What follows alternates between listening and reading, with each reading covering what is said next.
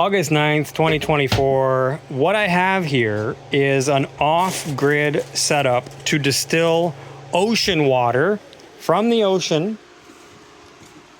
with a Vivor water distiller, 220 volts, very salty water. And I have it hooked up to an EcoFlow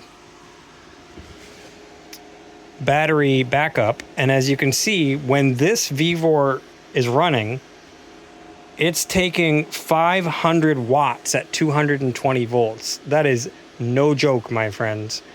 And so a fully charged battery on my EcoFlow, which would normally last, depending on your usage, say 8 hours to run a fridge or whatever, is now saying 43 minutes. We had the fan in just for fun. I don't really need the fan.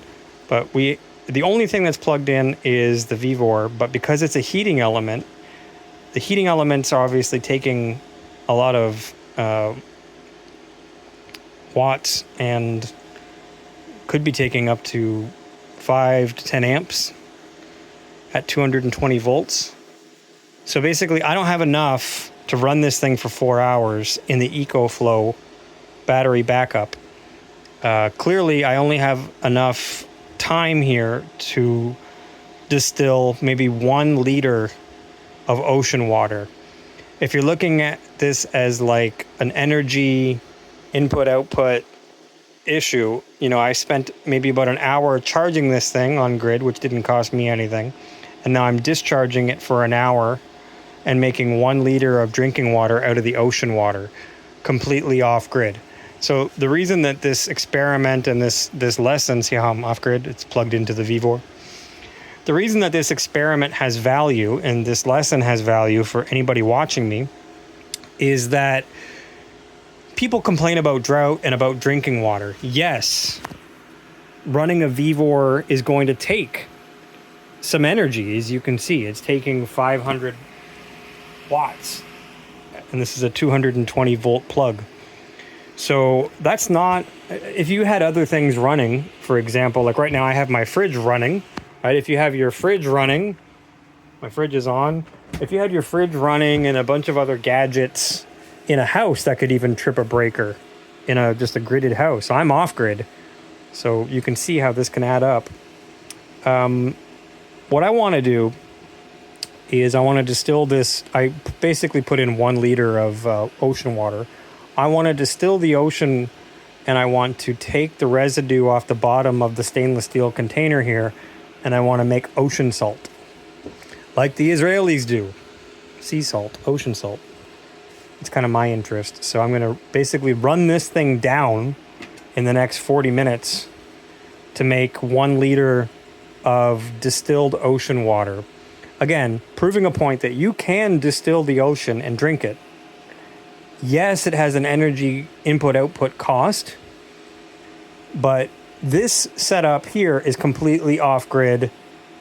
So if you compare to an on-grid setup or something that the region or the city or the comunidad or the government could do, if I'm doing it on a small scale, imagine what the government could potentially do to solve drought, to solve drinking water issues. And you can drink this water. Like, I've distilled water for years. I've drank it for years. My kids have drank it for years. I really don't like all the plastic waste from buying bottles of water. So this is not an ideal solution for a family of 4. But this is more like an off-grid, proving a point, making some ocean salt. But I need I need to increase the power here on this end or get on grid, because you'd have to recharge it and discharge it 4 times basically to get 4 liters of water here. So you see my problems, you see what it's pulling, and I believe that when this battery is completely dead, that we will probably have 1 liter of drinkable water in here. It is still warming up and getting hot, but it is hot to the touch, and I do have confidence that this will actually output 1 liter of distilled water, which I will drink. If you follow me on X at adamjosh.com, you'll see me drink it. Take care, everybody. Okay, now that we have got some water from the distiller after distilling it for a little while. This is ocean water in the Vivor water distiller machine, and then it's outputting distilled water.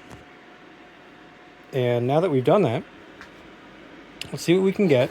We will add some ice cubes from this off-grid setup.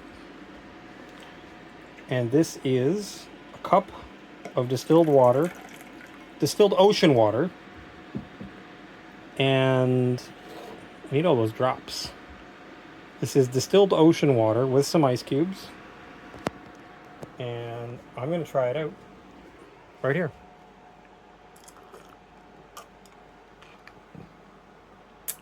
Tastes like distilled water to me.